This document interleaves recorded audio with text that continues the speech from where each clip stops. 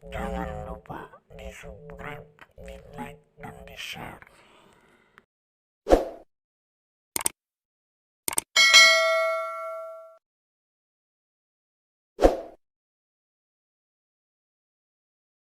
Allahumma salli ala sayyidina Muhammad salatan turaghibu wa tunashiqu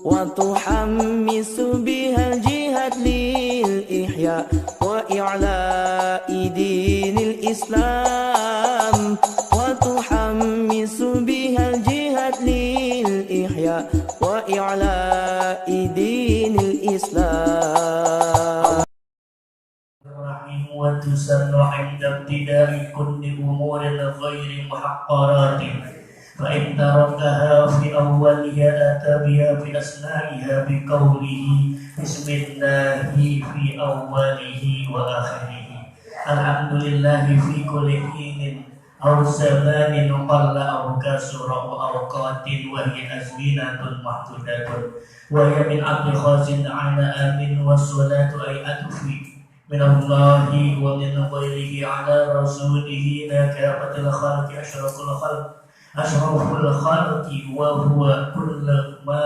أوجده الله تعالى على تقدير أوجبته الحكمة والبريات أي المخلوقات مطلقا أو التي في الأرض فهي من عبد المرادف أو من عبد الخاص على العام فسيدنا محمد صلى الله عليه وسلم أفضل خلق الله كلهم.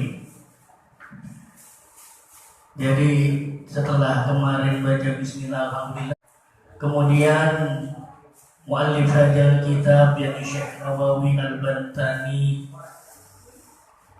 mengucapkan as'alullah al-karim, aku memohon kepada Allah al-karim yang maha mulia, ayyanfa'a bihi, agar supaya ini kita menjadi suatu manfaat bihi, dengan ini kita al-muslimina, akan orang-orang muslim,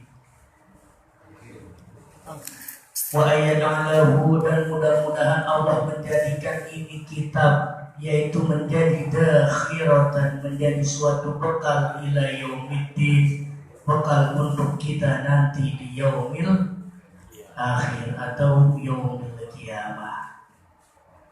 Bismillahirrahmanirrahim, dengan menyebut asma Allah yang maha pengasih lagi maha penyayang.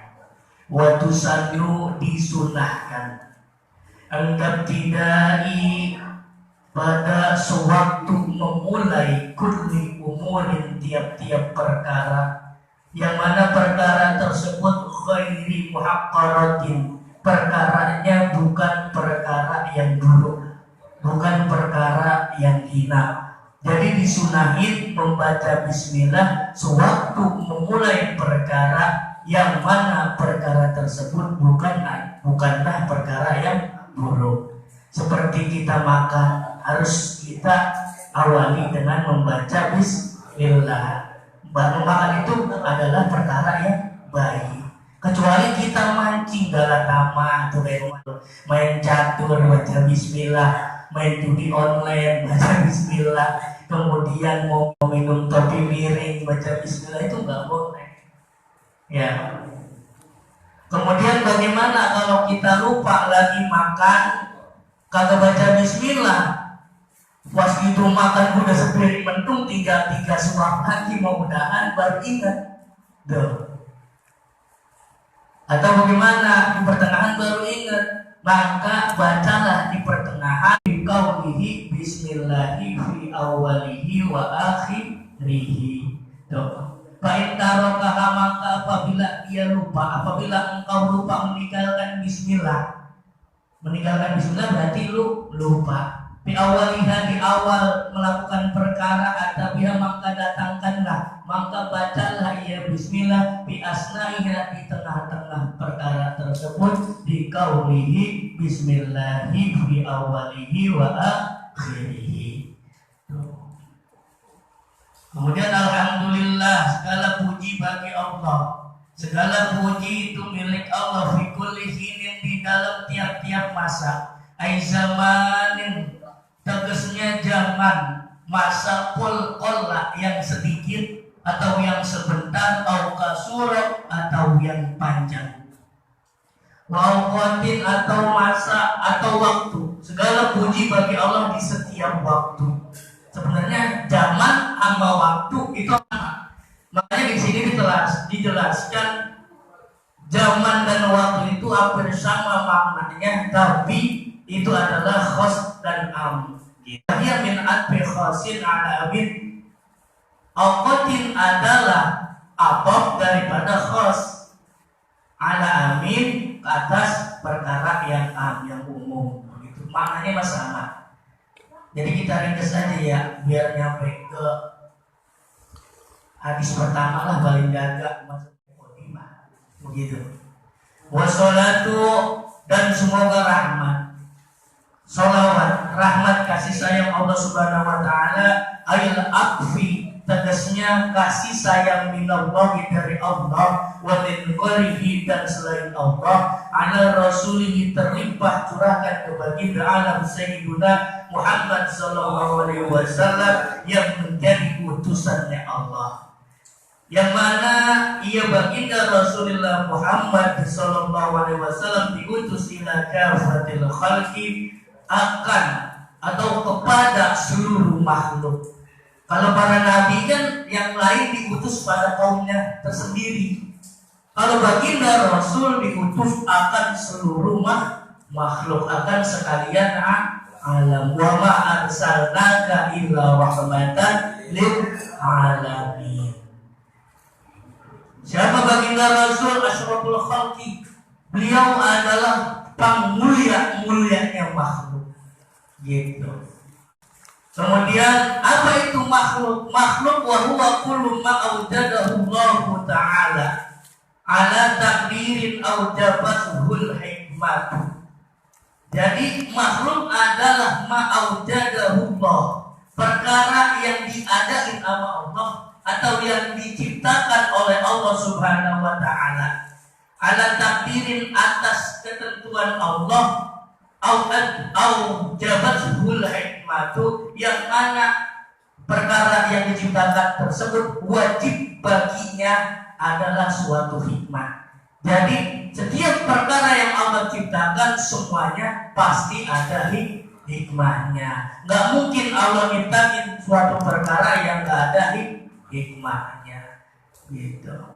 Wal bariyat adalah sama tadi, khalq, yaitu makhluk. Akan tetapi bariyat mah ditegaskan seperti sini, ayul makhlukati, tegasnya piro-piro makhluk, seluruh makhluk, mutlakon, yang mutlak. Awil lati fil ardi, yang mana makhluk tersebut hidupnya adanya di bumi. Kalau bariyat ada di bumi. Min adil muradif, bariyat adil muradif sama. Jadi khalqi dan bariyat itu maknanya sama gitu aja. Au min adil khasi alal ami, atau seperti tadi, atau daripada yang khusus kepada yang Sayyiduna Muhammadun sallallahu alaihi wasallam, maka bahwa bangga Sayyidina Muhammad itu afdalu khalqillah kullihim, itu adalah utamanya makhluk Allah Subhanahu wa taala, kullihim, tegasnya seluruh makhluk. Jadi gitu. Siapa utamanya makhluk? Salah satu keutamaan baginda Rasulullah Muhammad sallallahu alaihi wasallam yang paling terbesar beliau diberikan oleh Allah adalah hak mempunyai syafaatul ujma. Jadi kalau ingat syafaatul ujma, saya ingat kama-kala guru saya. Ada dalam syair yang sering dibaca, kullu baitin anta sakinuhu laisa muhtajan ila suruji wa maridin anta aiduhu qad atahu Allahu bil faraji. Kullu baitin setiap rumah, kullu baitin setiap majlis, kullu baitin setiap masjid, setiap daerah, setiap kampung, di mana kampung tersebut ditempati oleh baginda Rasul Muhammad sallallahu alaihi wasallam, dihadiri oleh baginda Rasulullah Muhammad sallallahu alaihi wasallam, maka tempat tersebut laisa muhtajan, tidak butuh ala suruji akan penerang atau lampu, karena beliau sendiri adalah nurun fawqa nuri. Tuh, dikisahkan suatu riwayat Sayyidatina Aisyah radhiyallahu anha waktu beliau ngejahit jubah baginda Rasul. Seketika itu lampu pada zaman kita mah kelentingnya zaman dulu ya, kelentingnya kedip angin mati, jatuhlah jarum yang dipegang Sayyidatina Aisyah, jatuh tuh jarum, sehingga beliau Sayyidatuna Aisyah susah raba-raba tuh nyari jarum. Kemudian baginda Rasulullah Muhammad SAW masuk ke kamar tersebut, yang mana Sayyidatuna Aisyah sedang mencari jarum. Mencerang kalau kita mah, apa bahasa Indonesia mencerangnya?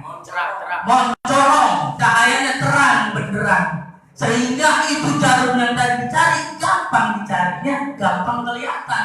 Bahkan terangnya lebih daripada terangnya siang hari. Subhanallah. Ya Rasulullah, ya suamiku, sungguh sangat terang cahaya engkau ya Rasulullah. Gitu. Apa kata baginda Rasul? Nanti di yaumil mahsyar, di yaumil kiamat, cahayaku lebih besar, lebih terang daripada ini. Akan tetapi ada orang yang kagak bisa melihat cahaya baginda Rasul. Siapa yang bisa melihat baginda Rasul? Siapa Bang Salim?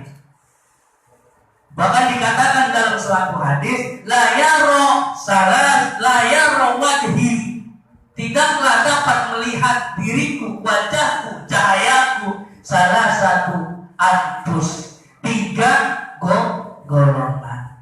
Jadi nanti di yaumil mahsyar, padahal seluruh makhluk butuh akan syafaat baginda Rasul, butuh akan cahaya Rasul. Ini mah boro-boro syafaat, ngelihat cahayanya, ngelihat wajahnya orang.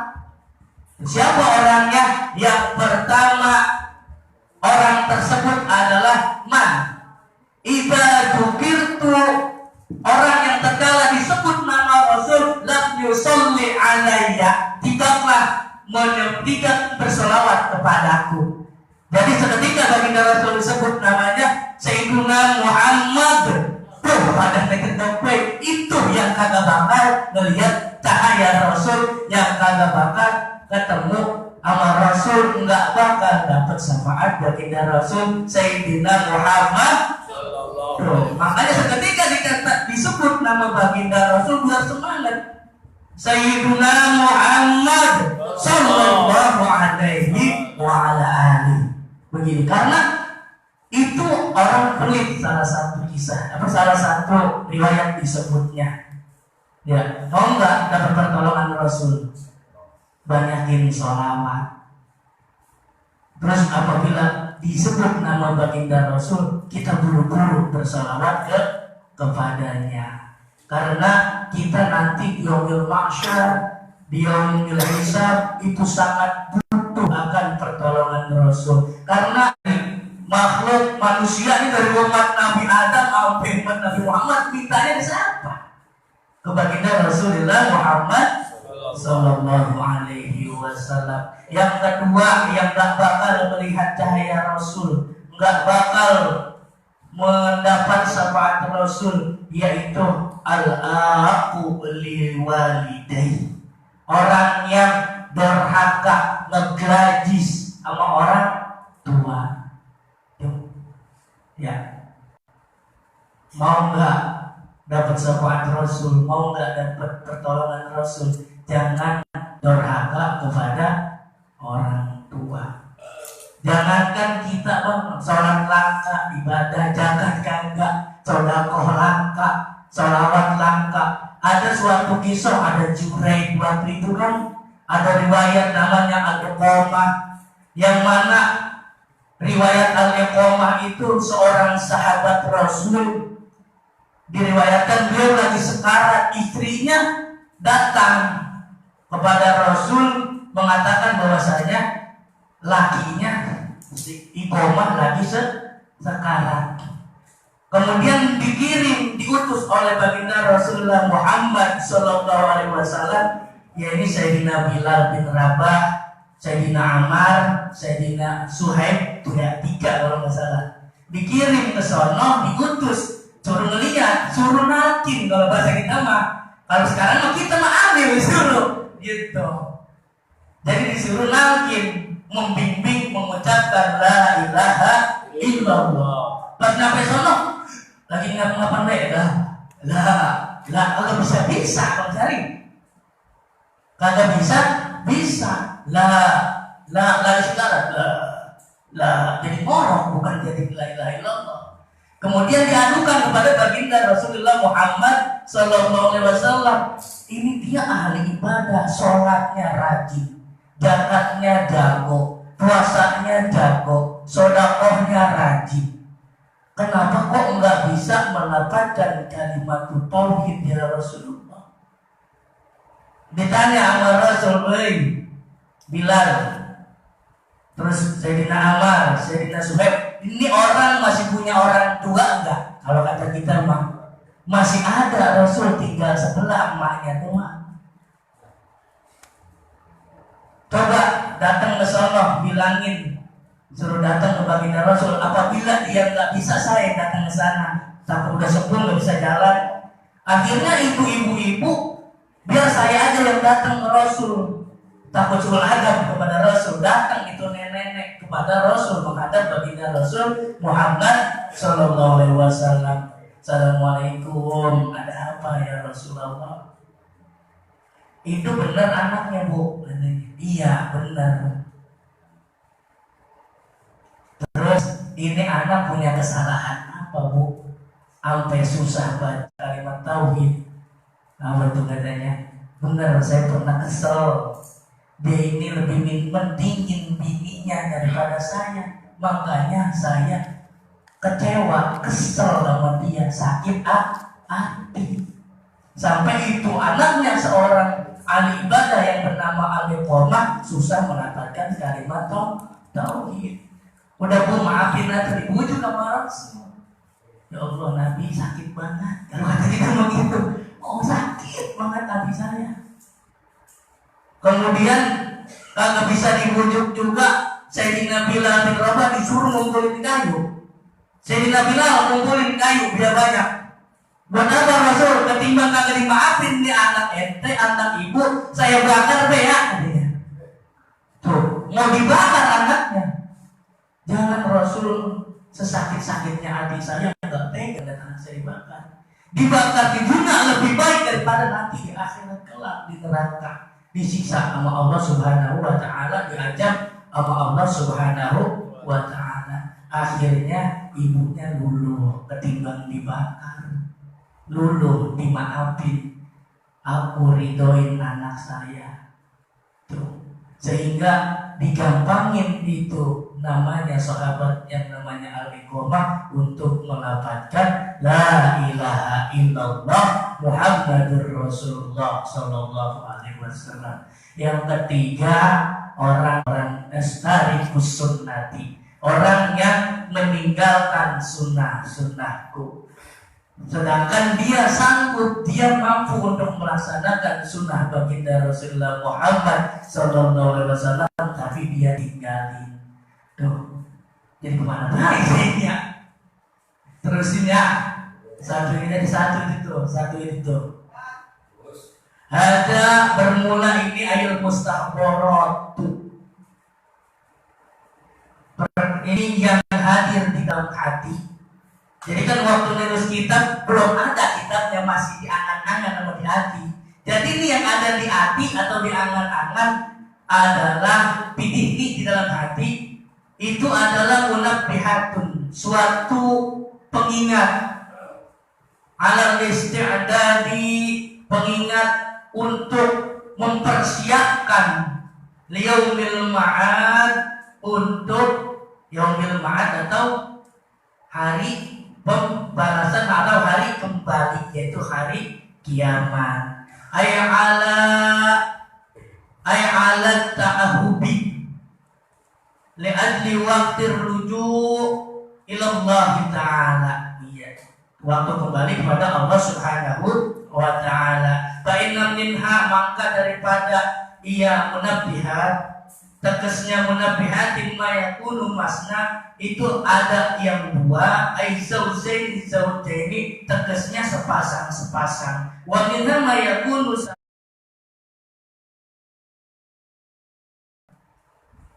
dan yang sebagian itu ada yang tiga-tiga, ila tamamil asyra, sampai 10. Jadi nanti nasihat ini ada yang 2, ada yang 3, ada yang 10. Gampang nyarinya. 10 kebaikan tentang ini, 10 tentang ini, atau 5 tentang ini, tak ada, enak gitu. Kemudian wa jumlatul maqalah, dan jumlah daripada maqalah di dalam ini kitab mi'atani wa arba'a asyara. Jadi ada wa arba'a asyarata, jadi ada 214. Maqalah sama hadis beda. Kalau maqalah dari ulama, banyaknya dari sahabat. Kalau sahabat itu asal. Kalau hadis dari baginda Rasul Sallallahu Alaihi Wasallam. Tuh. Jadi maqalah itu ada 214 maqalah. Kemudian ada hadis. Hadisnya wal akhbaru, dan hadis di dalam kitab ini khamsatun wa arba'una, itu jadi 45 hadis. Wal baqi, dan sisanya iku asarun, yaitu hadis asar. Wana, dan sesungguhnya aku pada saat ini, uridu, aku bermaksud, menghendaki, at-tabaraka, yaitu mengharap kebarokahan, bi'ijyani, dengan mendatangkan hadis ini, 2 hadis syarifaini yang mulia, jalilaini yang agung. Yang pertama, fal hadisul awal, maka hadis yang pertama, ajazani bihil alama, ajazani telah mengijazahkan kepadaku bihi kalawan ia hadis, al alamatu sopo al alamah, seorang yang sangat alim, Syekh Muhammad Khatib Asyam, Syekh Muhammad Khatib Asyam yang bertinggal di Syam. Summan Madani, kemudian pindah ke Madinah, Al-Hambali yang bermadzhab Hambali. Wahwa, dan ia Syekh Muhammad Khatib Asyam adalah Ibnu Usman bin Abbas bin Usman bin Bashir, yaitu wahwa Ibnu Usman bin Abbas bin Usman, jadi gitu. Yang mana ia dapat an-masyaikhi, hadis tersebut dapat daripada gurunya mutasilan, yang menyambung ila Abidar, kepada Abidar Al-Ghifari radhiyallahu anhu, an Rasulillah sallallahu alaihi wasallam fima yarau, fima yarwiyahu, yang mana telah diriwayatkan ini hadis an rabbihi, dari Rabbnya Allah Subhanahu wa ta'ala azza wa jalla. Jadi hadis tersebut adalah hadis qudsi, itu firman Allah, tapi nggak ada di Al-Quran gitu, di mana dikatakan ya ibadi inni haramtu zulma ala nafsi wa ja'altuhu bainakum muharraman fala tadzallamu. Ya ibadi, hamba-hambaku, ini sesungguhnya aku,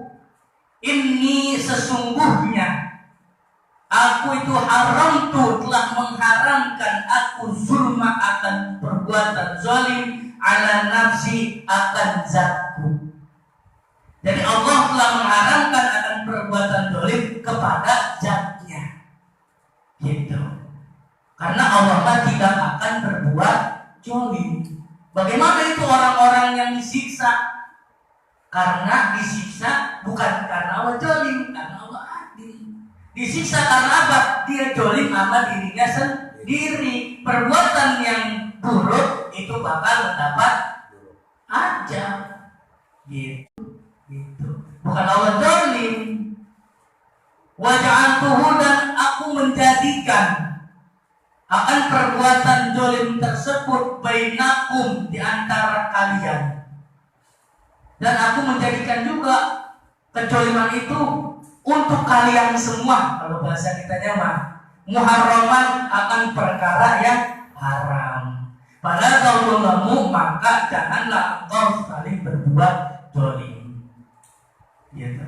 Allah mengharamkan dolim untuk zatnya dan juga mengharamkan kepada kita semua untuk berbuat dolim. Apa itu dolim? Dolim itu aniaya. Ada yang materi, ada non materi. Ngatain, ngehina, ngegeblokin orang. Orang lagi diem diketik, ya itu dolim. Bener gak? Ya. Terus fitnah, gibah, gosok, itu dolim. Bahkan dalam suatu hadis dikatakan, saya lupa dari mana nih. Dalam suatu hadis dikatakan, qala nabiyuna sayyiduna Muhammadun sallallahu alaihi wasallam, man kana indahu madlamatun li akhi min irdin aw syai'in falyastahalalahu al-yawma min qabli an la yakuna dinarun wala dirhamun in kana lahu salihun ukhija minhu biqadri madlimatihi fa illam yakun lahu hasanatun ukhija min sayyiati sahibuhu fa humila alaihi. Tuh. Sabda baginda Rasul mengatakan, man kanat, barang siapa yang ada pada dirinya, indahu, pada dirinya, selamatun, yaitu berbuat dolim di akhi, kepada saudaranya, kepada tetangganya, kepada saudara sesama muslimnya, ya, min irdin, daripada perbuatan yang enggak ngenakin, merusak nama baiknya, memfitnahnya, atau syai'in, daripada sesuatu, dari harta, minjem duit doang, ngulanginnya maka enggak. Tuh. Ya, terus makan gorengan 5, ngakunya hindar biji jam dulu. Tuh. Ya, di warung pemimpin yang merasa di warung pemimpin dan biji ngaku, minta maaf sama pemimpin dong. Ya makmur, sahabat dong. Jadi kurang lagi gue dan biji dia. Falyastahalahu, maka diri dia itu harus minta dihalalin. Karena ini berkaitan, kalau untuk pada sesama berkaitan namanya hak adami. Kalau kita sama Allah, aku itu insya Allah mudah. Minta maafnya, istighfar biar banyak, mohon ampun kepada Allah.